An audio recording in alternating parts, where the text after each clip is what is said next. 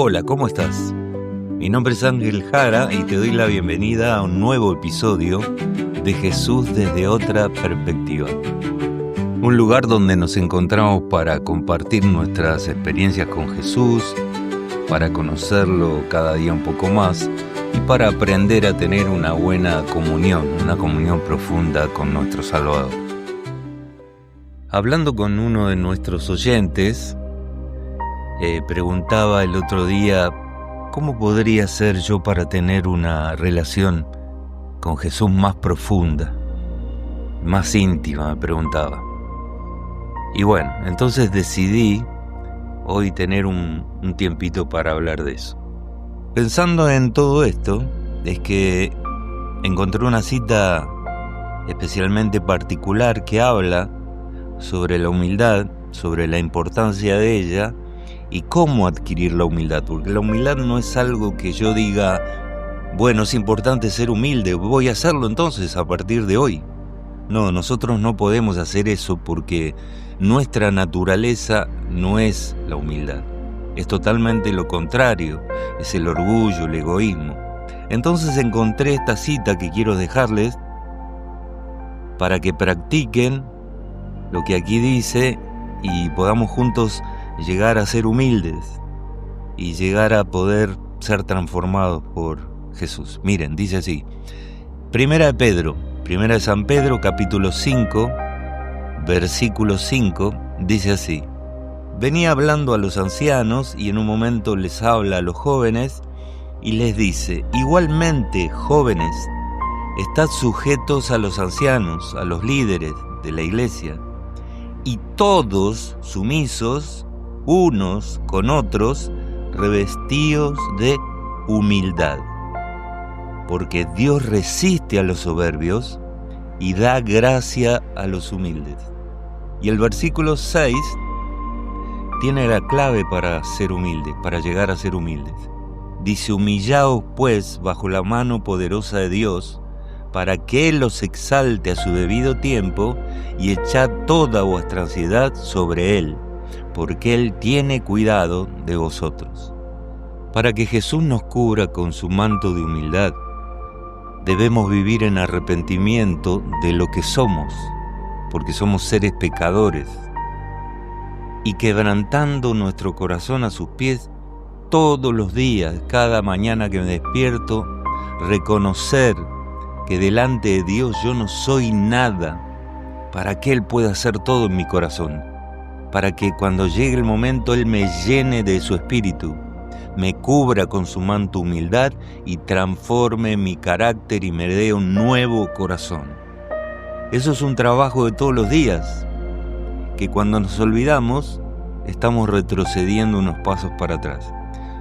Practícalo en tu vida, trata de no olvidarte, de ponerlo como primer tarea. Tendría que ser siempre esa tarea la primera al despertar, agradecer a Dios y ponernos a sus pies, quebrantando nuestro corazón, reconociendo que sin Él no podemos alcanzar nada de lo que Él espera de nosotros. Bueno, vamos a ir entonces hoy a las respuestas que quedaron para responder. San Juan 1, versículos 15 al 18. Pregunta número 1 decía así: ¿por qué lo que dio Jesús fue superior a lo que dio Moisés? Bueno, Moisés dio la ley de los 10 mandamientos que Dios le dio en las tablas de piedra, la que escribió con su dedo, y esa ley revelaba el carácter de Dios y su justicia, y también lo que Él esperaba del ser humano. Era como un espejo, o es como un espejo hoy en día también para nosotros, para que podamos mirar nuestra condición, en qué estado estamos espiritualmente. Sin embargo, esa ley también mostraba una incapacidad humana para poder cumplirla perfectamente. Y en contraste a esto, Jesús trajo gracia y verdad, es decir, la capacidad divina para vivir lo que la ley demandaba, además de traer la revelación máxima del carácter de Dios, como ya lo dijimos anteriormente. Y eso hacía posible tener una relación profunda y transformadora con Dios a través de Jesús. Entonces, en definitiva, Moisés mostró lo que Dios le dio por medio de mandamientos, y Jesús mostró la gracia, el perdón y la misericordia. Él vivió entre los seres humanos, los amó incondicionalmente, perdonó pecadores, sanó enfermos, resucitó muertos, y encima de todo eso fue a morir a la cruz pagando por nuestros pecados. Él mostró la verdad del Padre, no en letras, sino en relaciones con las personas, en acciones y con su vida misma. La pregunta número 2 decía: ¿a quién vieron los israelitas en la nube en el desierto o en el monte Sinaí? ¿Era el Padre o era el Hijo? Según San Juan 1:18 dice: nadie ha visto jamás a Dios, refiriéndose al Padre. Por lo tanto, quien se manifestó en el Antiguo Testamento fue el Hijo. Jesús, que a la vez dice en San Juan 14:9: quien me ha visto a mí, ha visto al Padre. En la teología cristiana, las teofanías del Antiguo Testamento son entendidas como manifestaciones del Hijo.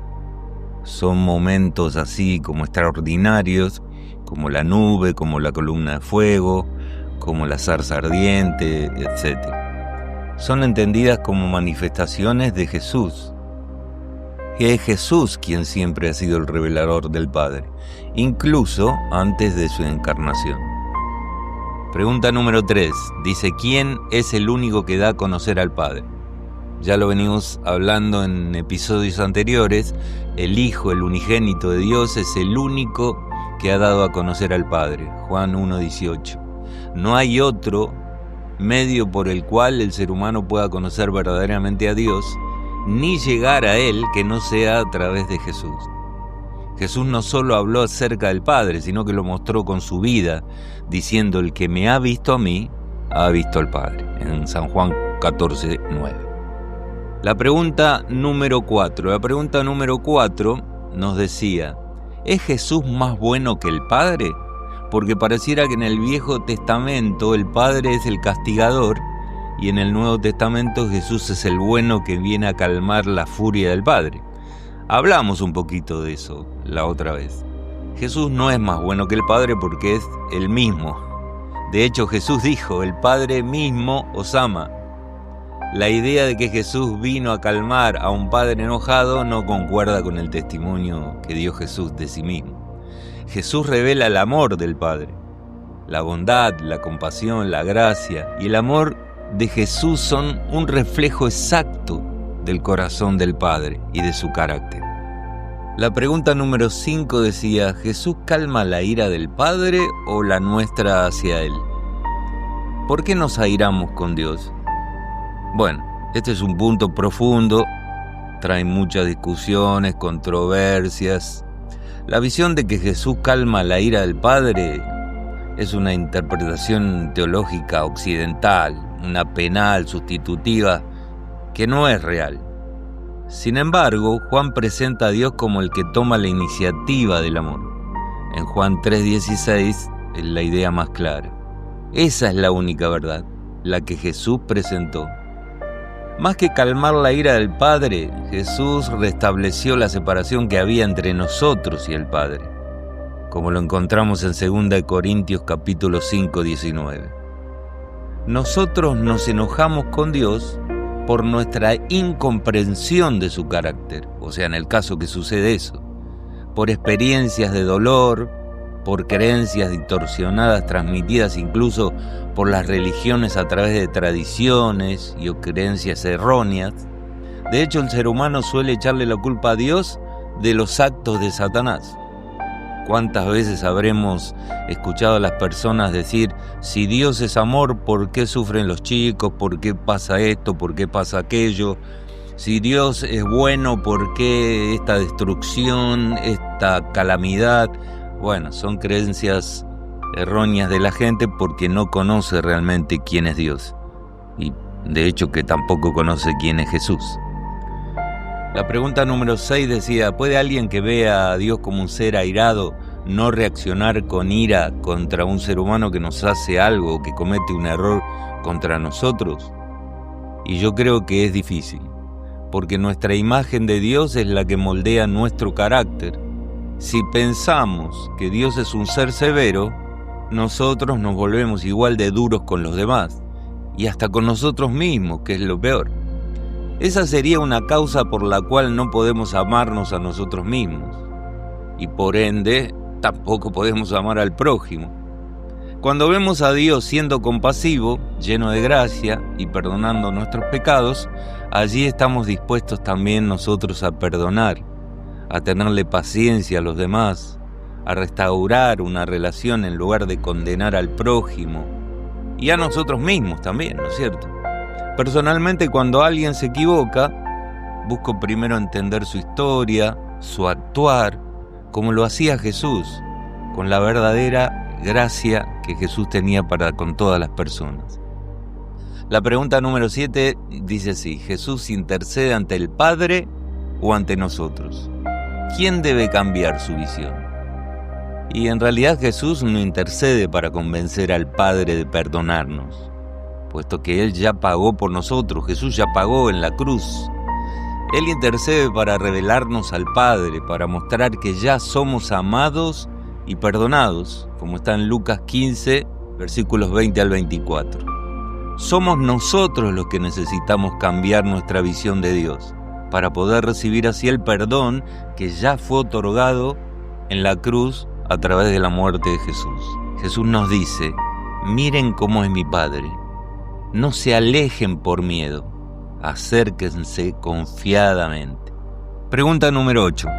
¿Jesús nos defiende de las acusaciones de Dios o de Satanás?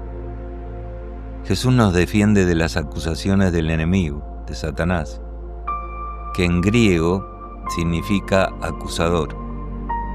No es Dios quien acusa, es el enemigo quien te acusa de día y de noche, como dice Apocalipsis capítulo 12, versículo 10. Jesús no es nuestro defensor del Padre, sino nuestro defensor ante las mentiras de Satanás, sobre Dios, sobre nosotros, y ante todas las acusaciones que hace contra Dios y contra nosotros. Jesús es ese defensor, el defensor del Padre y nuestro, contra todo lo que el diablo trae contra nosotros y contra Dios. Había una conclusión que tenía 3 preguntas cortas que la vamos a revelar ahora, y era la primera: ¿cuál fue el propósito de la venida de Jesús? El propósito no fue uno solo, sino fue revelar al Padre, mostrar la gracia y la verdad en forma viva, restaurar la relación rota que había entre Dios y el ser humano, y morir en nuestro lugar para pagar por nuestros pecados, por nuestras culpas. La segunda pregunta decía: ¿qué es la verdad? ¿Y qué es lo que generalmente señalamos como la verdad? En el Evangelio de Juan dice: la verdad no solo es un conjunto de doctrinas, sino una persona, que es Jesús. San Juan 14:6. Muchas veces los cristianos señalamos como verdad a un conjunto de doctrinas, sistemas o reglas que tienen cada institución, pero la única verdad es el carácter revelado de Dios a través de Jesús. No hay otra verdad. La tercera pregunta nos decía: ¿por qué el mundo está en tinieblas y qué debemos hacer para llevar luz a ese mundo en oscuridad? El mundo está en tiniebla porque no conoce a Dios como realmente es. Ni siquiera sabe que lo necesita, que necesita de Él para perdón, para salvación. Ni siquiera sabe que viene pronto, no sabe todas esas cosas. Tienen una idea confusa de Dios, o de un Dios castigador al que le tienen miedo, y todo lo que uno les habla no lo toman con amor, lo toman con miedo. Y la Biblia dice que el miedo existe donde no hay amor. ¿Cómo le llevamos luz a ese mundo oscuro? Bueno, ya empezamos hablando este capítulo, cómo debíamos hacerlo. Es reflejando el carácter de Jesús. Cuando mostramos un Dios que ama, perdona, restaura y busca a los perdidos, eso llama atención en la gente. Tratar con amor a las personas llama la atención porque no es algo natural hoy en día, cada vez menos. Entonces eso hace que tengamos la oportunidad de guiarlos a los pies de Jesús. Y allí es donde ellos reciben esa luz. la luz que necesitan para aclarar toda la oscuridad que tienen dentro. Y eso ya vimos cómo era, ¿no? Comenzamos hablando de eso porque era algo muy importante. Para poder reflejar a Jesús hace falta humildad. Y la humildad se consigue rindiéndonos a los pies de Jesús, viviendo en arrepentimiento y quebrantando nuestro corazón diariamente a sus pies, reconociendo que sin Él no somos nada y que nuestro futuro está incierto y confuso. Dependemos de Él para hacer nuestra obra de bien, para el propósito que Él nos puso en esta tierra a cada uno. La nueva cita que vamos a analizar para el próximo programa está en San Juan capítulo 1, versículos 19 al 28, y dice así: Este es el testimonio de Juan, cuando los judíos enviaron a Jerusalén sacerdotes y levitas para que le preguntasen: ¿Tú quién eres? Confesó y no negó, sino confesó: Yo no soy el Cristo. Y le preguntaron: ¿Qué pues? ¿Eres tú Elías? Dijo: No soy. ¿Eres tú el profeta? Y respondió: No. Le dijeron: Pues ¿quién eres? Para que demos respuesta a los que nos enviaron. ¿Qué dices de ti mismo? Y dijo: Yo soy la voz de uno que clama en el desierto: enderezad el camino del Señor, como dijo el profeta Isaías. Y los que habían sido enviados eran de los fariseos. Y le preguntaron y le dijeron: ¿Por qué pues bautizas si tú no eres el Cristo, ni Elías, ni el profeta? Juan les respondió diciendo: Yo bautizo con agua, mas en medio de vosotros está uno a quien vosotros no conocéis. Ese es el que viene después de mí, el que es antes de mí, del cual yo no soy digno ni de desatar la correa de su calzado. Estas cosas sucedieron en Betábara, al otro lado del Jordán, donde Juan estaba bautizando. La pregunta número 1 dice: Juan menciona a los de su pueblo como los judíos. ¿Por qué crees que Juan los nombra así? ¿De qué raza era Juan? La segunda pregunta descubre connotaciones que le da Juan a la palabra judío. Y para ayudarte en esta respuesta te dejo unas citas que te van a servir bastante. Están en San Juan capítulo 2, versículos 18 al 20, capítulo 3, versículo 25, capítulo 5, versículos 10 al 18, capítulo 6, versículos 41 al 52, capítulo 7, versículo 1 y del 11 al 15, capítulo 8, versículos 48 al 59, capítulo 9, versículos 22, capítulo 10, 31 al 33, los versículos, capítulo 11, versículo 45 y 54, capítulo 19, versículos 7 al 12, y 20 el capítulo y versículo 19. Esos versículos los puedes leer porque te van a dar una buena pantallada de lo que significa para Juan. Pregunta número 3. Todos los discípulos eran judíos. ¿Por qué entonces Juan habla de los judíos como si fueran algo diferente a los discípulos? Pregunta 4. En un contexto religioso, ¿qué significaría ser un judío? ¿Y qué significaría ser un discípulo? Pregunta número 5. ¿Crees que el orgullo nacionalista puede ser una actitud aceptable para un discípulo? ¿Por qué crees que Juan no se consideraba más judío?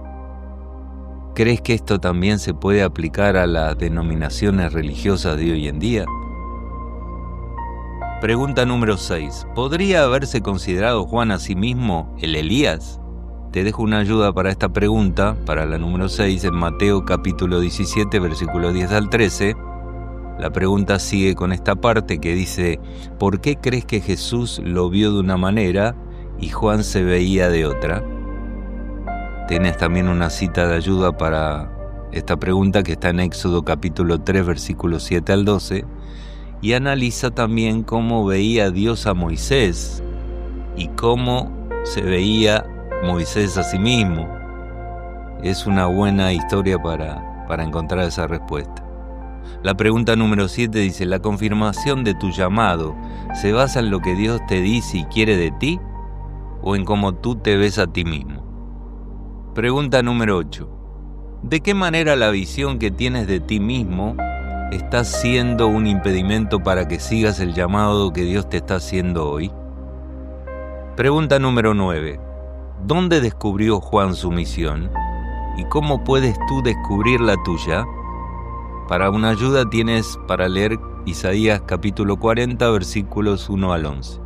Pregunta número 10. Si alguien te preguntara quién eres y tú te tuvieses que definir por tu misión como lo hizo Juan, ¿cómo te definirías? ¿Has descubierto ya tu misión en tu vida? Pregunta número 11. Los fariseos le preguntaron a Juan por qué bautizaba si él no era el Cristo, ni Elías, ni el profeta. ¿Crees que si Juan hubiera sido el Cristo, el Elías o el profeta, lo hubieran dejado bautizar? ¿Qué era lo que realmente les preocupaba a los fariseos? Pregunta número 12. Cuando Juan hace referencia a Jesús, él estaba allí presente y recién había pasado los 40 días de ayuno en el desierto de la tentación. A los fariseos no les interesó saber más acerca de la persona que Juan describía, ni quién era. ¿Por qué crees que eso fue así? ¿En qué estaban interesados los fariseos? ¿Y qué era lo que les preocupaba? Pregunta número 13, la última. ¿Por qué los dirigentes del templo estaban tan interesados en lo que Juan hacía? Bueno, queridos amigos, esto fue todo por este episodio. Muy interesante está. Muy interesante también lo que tenemos para averiguar y responder para el próximo capítulo. Y muy bueno lo que pudimos aprender hoy sobre cómo poder tener una relación más profunda y transformadora con Dios a través de Jesús. Eso creo que fue lo más importante del capítulo. Recuerda que tus respuestas las puedes mandar a nuestro mail orejaabierta@gmail.com. Lo puedes hacer con texto o nota de voz. Te es más fácil nota de voz, mejor, te la podemos mejorar y compartir tu respuesta en algún episodio venidero. Y también nos puedes seguir en las redes, que generalmente en casi todas estamos como Oreja Abierta o como oreja.abierta. Puedes seguirnos en las redes y compartir nuestras publicaciones allí. Te deseamos una gran semana por delante, que Dios te bendiga en todo y si Dios quiere nos encontramos en el próximo episodio de Jesús desde otra perspectiva.